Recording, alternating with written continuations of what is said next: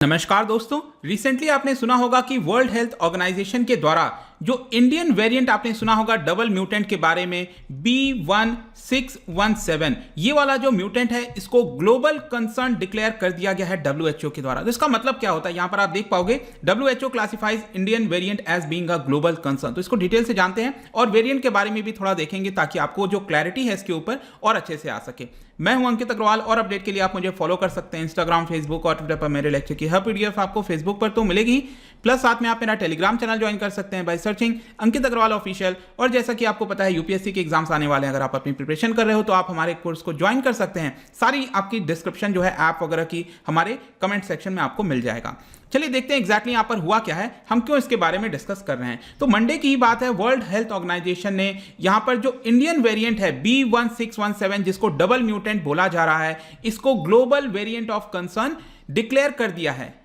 Although मैं आपको बता दूं कि मई के महीने में जो यूनाइटेड किंगडम है उन्होंने ऑलरेडी इसको वेरिएंट अंडर इन्वेस्टिगेशन डिक्लेयर कर दिया था। देखिए, वेरिएंट अंडर इन्वेस्टिगेशन ये एक थोड़ा सा नीचे का लेवल होता है ग्लोबल वेरिएंट्स ऑफ कंसर्न से। सबसे पहले क्या होता है कि यहां पर सबसे ज्यादा जिससे डर होता है, कोई भी वेरिएंट आपने देखा होगा, कोरोना वायरस के लगातार निकलते जा रहे हैं, तो अगर उसको वेरिएंट ऑफ कंसर्न डिक्लेयर कर दिया गया, इसका सिंपल अर्थ ये हुआ कि वो ज्यादा तेजी से फैल सकता है, वो जो हमारा इम्यून सिस्टम है उसको ब्रेक कर सकता है। तो इसकी वजह से कंसर्न हो जाते हैं लोग, इसकी वजह से जो पूरी दुनिया है वो अलर्ट हो जाए, इसी के लिए इसको कहा जाता है ग्लोबल वेरिएंट ऑफ कंसर्न, जो कि WHO ने डिक्लेयर किया है। उसके नीचे होता है आपका वेरिएंट अंडर इन्वेस्टिगेशन, मतलब लगता तो ऐसा है खतरा है, लेकिन अभी इन्वेस्टिगेशन जारी है, हो सकता है कि आगे चलकर इसको वेरिएंट ऑफ कंसर्न डिक्लेयर कर देंगे। तो मई के महीने में ही यहां पर यूके ने इसको वेरिएंट अंडर इन्वेस्टिगेशन डिक्लेयर कर दिया था।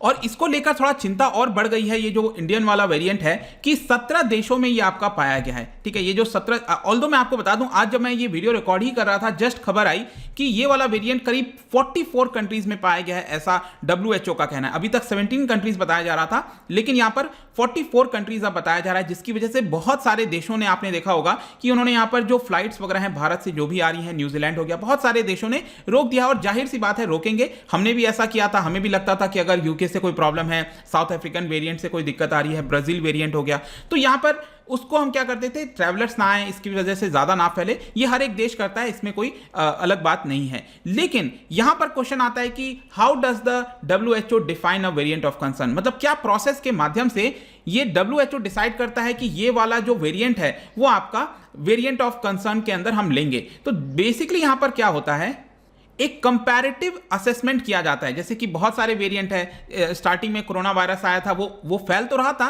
तेजी से, लेकिन उतना भी ऐसा नहीं फैल रहा था जो सिचुएशन आज के डेट में आपको देखने को मिल रही है। तो एक तरह का कंपैरेटिव असेसमेंट किया जाता है, पहले का वेरिएंट कैसा वर्क कर रहा था, कितना तेजी से फैल रहा था, और जो नया वेरिएंट आया है जिसकी हम इन्वेस्टिगेशन कर रहे हैं वो कैसा रिएक्ट कर रहा है। तो वेरिएंट अंडर इन्वेस्टिगेशन से पहले भी अगर आप देखोगे तो इसको कहा जाता है वेरिएंट ऑफ इंटरेस्ट। ठीक है, अब आई होप कि आप समझ गए होंगे, सबसे नीचे वाला लेवल होता है वेरिएंट ऑफ इंटरेस्ट, मतलब कि कहीं ना कहीं वेरिएंट को लेकर थोड़ी सी चिंता बढ़ रही है, इसके ऊपर हम जांच करेंगे। फिर आता है वेरिएंट अंडर इन्वेस्टिगेशन, मतलब कि यहां पर उसके ऊपर इन्वेस्टिगेशन चल रही है और हो सकता है आगे चलकर हम इसको वेरिएंट ऑफ कंसर्न डिक्लेयर कर देंगे। तो यहां पर फाइनली जो है वेरिएंट ऑफ कंसर्न डिक्लेयर कर दिया जाता है। तो बेसिकली यहां पर वेरिएंट्स के बीच में असेसमेंट किया जाता है, देखा जाता है कि वो वेरिएंट कितना तेजी से फैल रहा है। इसके अलावा यहां पर बताया जाता है कि जो पब्लिक हेल्थ के मेजर्स हम ले रहे हैं, जैसे वैक्सीन हो गया, ठीक है, आपने कोई वैक्सीन ले ली, उसके बावजूद भी कोई वेरिएंट उस वैक्सीन का जो डिफेंस सिस्टम है, जो एंटीबॉडी क्रिएट होती है उस वैक्सीन की वजह से,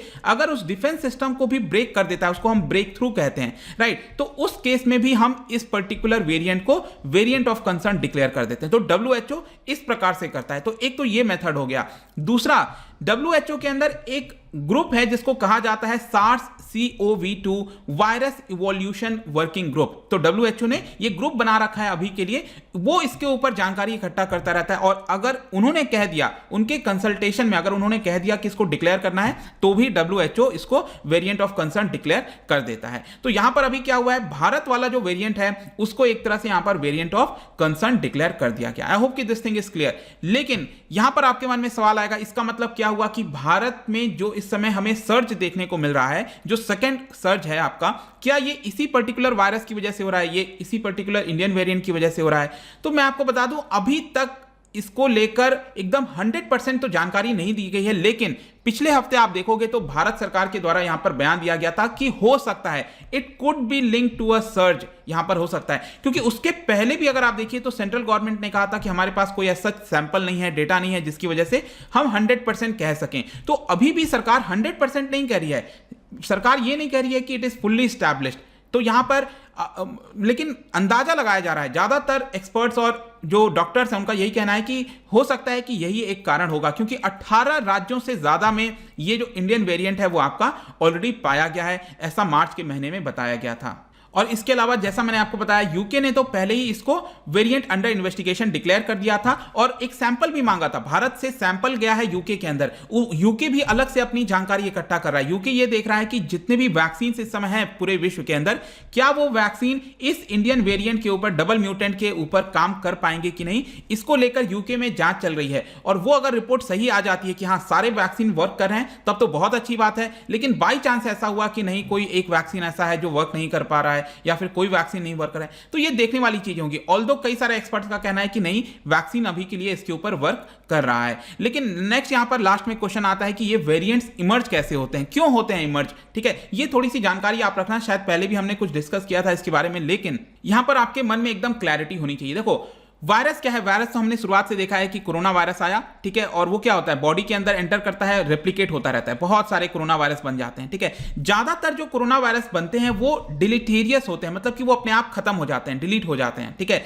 लेकिन कुछ उसमें से ऐसे यहां पर म्यूटेशंस होंगे, कुछ उसमें से ऐसा कॉपी बनेगा जो कि सर्वाइव कर जाएगा, जो कि लंबे समय तक सर्वाइव करने की क्षमता रखेगा। तो वो वाले जो वेरिएंट्स हैं वो थोड़े से घातक हो जाते हैं। मतलब वेरिएंट्स तो लगातार निकल रहे हैं, लेकिन ज्यादातर वेरिएंट्स क्या होते हैं, वो अपने आप खत्म भी हो जाते हैं आगे चलकर जल्दी। लेकिन कुछ वेरिएंट्स जो हैं वो क्या करते हैं, वो आपका जो है सर्वाइव कर जाते हैं। तो ये जितनी भी चीजें हैं इसी को हम वेरिएंट्स कहते हैं। मतलब वेरिएंट्स ऑफ वायरस का सिंपल अर्थ ये हुआ कि पहले जो वायरस था उसका दूसरा रूप, मतलब वो सेम नहीं होना चाहिए, सेम कॉपी हो रहा है तब तो कोई फायदा, तब तो वही सेम वायरस है। वेरिएंट हम उसको कहेंगे जब उसका कुछ दूसरा हरकतें वो कर रहा हो, कुछ दूसरी उसकी चीजें हो, तो उसको हम कहते हैं वेरिएंट्स ऑफ वायरस। तो बेसिकली ऐसा क्यों कर रहा है, वायरस का करने का मकसद क्या है? देखिए वायरस का भी अपना गोल होता है, हर एक के जीवन में अपना गोल होता है। वायरस का भी अपना गोल यह है कि वो ह्यूमंस के साथ अच्छे से रहे, क्योंकि उसको भी ह्यूमंस की जरूरत है। अगर वायरस सिंपली कहीं पर पड़ा हुआ है इस तरह से, उसका कोई वजूद नहीं है। वायरस तभी लाइव रहता है, तभी एक्टिव में आता है जब वो हमारे बॉडी के अंदर एंटर करता है, ठीक है। मतलब अगर एक छोटा सा वायरस पड़ा हुआ है तो वो उतना ही वायरस रहेगा, वो डबल नहीं हो पाएगा, वो मल्टीप्लाई नहीं हो पाएगा। लेकिन वो बॉडी के अंदर एंटर करेगा तो उसको सपोर्ट मिल जाएगी और वो कई सारे कॉपीज बना सकता है। तो वायरस भी चाहता है कि वो ह्यूमंस को किल ना करे। ध्यान रखना, वायरस ये नहीं चाहता है कि ह्यूमंस को किल कर दे। अगर ह्यूमंस को किल कर देगा, मार देगा, तो वो भी नहीं रह पाएगा, उसका भी कोई वजूद नहीं है। तो वायरस का अल्टीमेटली गोल ये होता है कि वो ह्यूमंस के साथ रहे, कोहैबिटेट करे। लेकिन इस बीच क्या होता है ना कि इतने जल्दी तेजी से ये SARS-CoV-2 इमर्ज हुआ है, इतना जल्दी आपका इवॉल्व हो गया है ये कि बहुत तेजी से स्प्रेड हो रहा है। तो स्प्रेड होने की वजह से क्या हुआ है कि इसके कुछ कॉपीज ऐसे बन जाते हैं जो कि और थोड़ा सा घातक हो जाते हैं। इसी के लिए अभी हमें शॉर्ट टर्म में यहां पर इतनी बड़ी प्रॉब्लम्स देखने को मिल रही हैं। मतलब वो रेप्लिकेट इतने तेजी से हो रहे हैं जिसकी वजह से कुछ उसमें से ऐसे हैं जो कि ह्यूमंस के लिए शायद उतने अच्छे नहीं हैं। अल्टीमेटली यहां पर क्या होगा कि जैसे आपने सुना होगा कि जिस तरह से कोल्ड फ्लू है, फीवर होता है, कुछ वैसा ही ये भी बन जाएगा। मतलब कि ये रहना सीख जाएगा और बहुत ज्यादा कोई घातक नहीं होगा ये आगे चलकर। लेकिन अभी के लिए तो चिंता की बात है, अब कब तक होगा कब तक नहीं होगा, साल लगेंगे, 2 साल लगेंगे, 5 साल लगेंगे, ये तो समय बताएगा। लेकिन अल्टीमेट गोल उसका वही होता है। तो आई होप कि आपको वेरिएंट्स के बारे में समझ में आ गया होगा। जाने से पहले यहां पर जो इंडियन म्यूटेंट की मैंने आपसे बात की, डबल म्यूटेंट जिसको बोला जा रहा है, तो डबल क्यों बोला जा रहा है? क्योंकि ये 2 बार इसमें, जैसे कि फॉर एग्जांपल मैं आपको बताऊं, ये जो कोरोना वायरस है इसके अंदर 2 म्यूटेशंस आपको मिलेंगे। कौन से 2 म्यूटेशंस हैं? ये एक नाम है E484Q, दूसरा है L452R, ठीक है। ये दोनों एक ही वायरस के ऊपर म्यूटेशंस हैं, इसी के लिए हम इसको डबल म्यूटेंट कह रहे हैं। और ये जो अलग अलग हैं, मतलब E484Q ये एक तरह से ब्रिटिश और साउथ अफ्रीका वाले वेरिएंट की तरह है, और L452R ये कैलिफोर्नियन वेरिएंट की तरह है। तो ये दोनों वेरिएंट भी अगर आप देखोगे तो ये ऑलरेडी घातक थे, मतलब ज्यादा तेजी से फैलते थे। लेकिन ये वाला भी क्या है, अब एक ही वायरस में आ गया है, तो इसीलिए अब यहां पर इसको वेरिएंट्स ऑफ कंसर्न बोल दिया गया है कि ये और तेजी से फैल रहा है, और मोस्ट प्रोबेबली भारत में इसका फैलने का ये कारण हो सकता है। तो ये पूरा वीडियो था जिसमें हमने जाना कि WHO ने जो डिक्लेयर किया है इसका महत्व क्या है, ये वेरिएंट्स ऑफ ग्लोबल कंसर्न्स क्या होता है। जाने से पहले मैं आपके लिए एक बहुत ही इंटरेस्टिंग क्वेश्चन लेकर आया हूं। आपको क्या आप मुझे बता सकते हो कौन से फिशेस के अंदर सेंट्रल नर्वस सिस्टम नहीं होता है। ठीक है, कौन से फिशेस के अंदर सेंट्रल नर्वस सिस्टम नहीं होता है, ये आपको बताना है। इसका जो राइट आंसर है आपको पता ही है, मेरे इंस्टाग्राम पर तो आपको मिलेगा ही। अगर आप वहां पर नहीं हो कोई बात नहीं, टेलीग्राम से ले सकते हैं। मैं कई सारे एमसीक्यूज यहां पर डालता रहता हूं स्टोरीज के फॉर्म में, आप जाकर प्ले कर सकते हो। अगर आप मुझसे इकोनॉमी पढ़ना चाहते हैं, कोई भी कोर्स परचेज करना चाहते हैं, स्टडी IQ ऐप पर जा सकते हैं। आई होप की वीडियो आपको पसंद आया होगा। मिलता हूं आपसे next time. Till then thank you very much, see you soon.